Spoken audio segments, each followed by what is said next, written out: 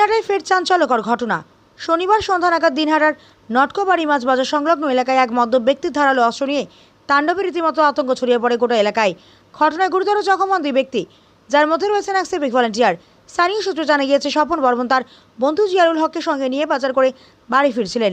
সেই সময় ভোম্বল নামে এক ব্যক্তি, যিনি মদ্যপ অবস্থায় ছিলেন বলে অভিযোগ, হঠাৎ ধারালো অস্ত্র হাতে নিয়ে রাস্তায় অস্বাভাবিক আচরণ করতে শুরু করেন। প্রত্যক্ষদর্শীদের দাবি, আচমকাই ওই ব্যক্তি স্বপন বর্মনের গলার কাছে ধারালো অস্ত্র দিয়ে আঘাত করেন।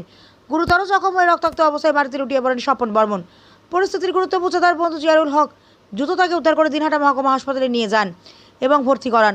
ঘটনার খবর পেয়ে দ্রুত ঘটনাস্থলে পৌঁছয় নয়ারহাট ফাঁড়ির পুলিশ। অভিযুক্ত ব্যক্তিকে আটক করার চেষ্টা করলে ফের উত্তেজনা ছড়ায়। অভিযোগ, সেই সময় প্রসেনজিৎ বর্মন নামে এক সিভিক ভলান্টিয়ারের ওপর ধারালো অস্ত্র নিয়ে হামলা চালায় ওই ব্যক্তি। গুরুতর আহত অবস্থায় প্রসেনজিৎ বর্মনকে দিনহাটা মহকুমা হাসপাতালে নিয়ে আসা হয়। হাসপাতাল সূত্র জানা গিয়েছে, আহত দুই ব্যক্তিকে অপারেশন থিয়েটারে নিয়ে গিয়ে ক্ষতস্থানে সেলাই করা হয়েছে। স্বপন বর্মনের শরীরে আনুমানিক 20 থেকে 25টি সেলাই এবং প্রসেনজিৎ বর্মনের শরীরে 10 থেকে 12টি সেলাই পড়েছে বলে জানা গিয়েছে। অন্যদিকে নয়ারহাট পুলিশ ফাঁড়ির সূত্রে খবর, অভিযুক্ত মদ্যপ ব্যক্তিকে আটক করা হয়েছে এবং ঘটনার তদন্ত শুরু করেছে পুলিশ।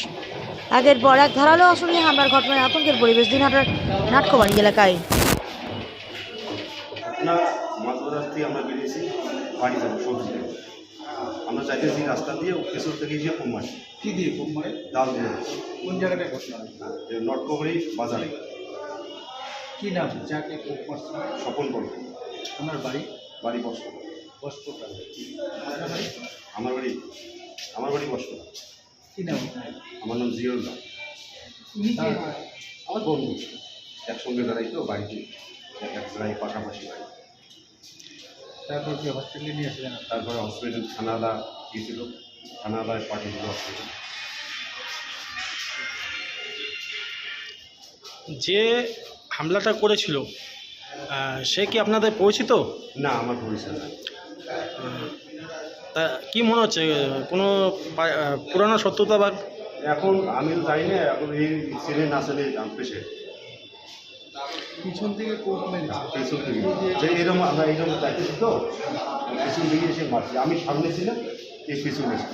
যখন ও কোপ মারলো, সিটি উঠলো, আমি যা ধরলাম ওইটা। কি অস্ত্র দিয়ে কোপ মেরেছে? হ্যাঁ, দাও দিই। দাও দি। বোম মাস্টিং এ কি কোনো ব্যাপার হয়েছে? না না না, ওসব রাজনীতি? না, রাজনীতি না। আপনার নাম? আমার জিয়রুল্লাহ, বাড়ি? বসরা।